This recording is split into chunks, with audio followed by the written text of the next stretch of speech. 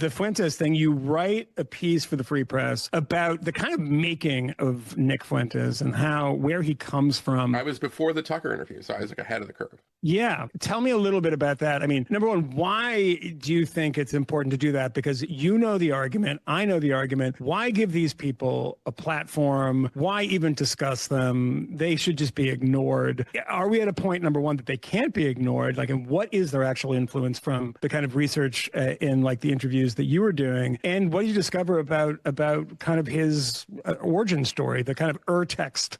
Well, Fuentes has a bigger platform than you and me. Oh my God, by a lot. Yeah, so that's kind of a dumb argument. Like, you can't platform him. Yeah. And I wouldn't have written about him because even if you have a big audience, it doesn't mean that you influence things. But I had been hearing that his followers, known as the Groypers, had Rod Dreher wrote something about this a few weeks back about how like all the young conservatives in kind of Trump's Washington, a lot of them, especially the men, are Groypers. And I had been hearing that myself. Like, you just kind of picked it up and you can find, it's like, are they Groypers because they really believe in a master race? Are they Groypers because they want to solve the Jewish problem? Or are they Groypers because it's punk rock to be, you know, especially in an era which is not that long ago. So if you think about it, if you're 25 today, you were 20 years old in 2020, where you saw enormous, almost, I would say, illiberal social pressure to put a black square in your social media.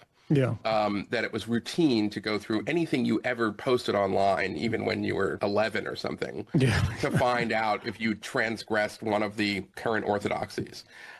Where the social media companies themselves were just very trigger happy when it came to banning accounts for all kinds of reasons, not just for racism or anti-Semitism, but for like, you know, if medical misinformation or like writing truthfully about Hunter Biden's laptop. You know, there were a series of these things and it was outrageous. And I think that in that environment, you're like, okay, can I find the one guy who just gleefully just traverses all of the boundaries? And that's Fuentes.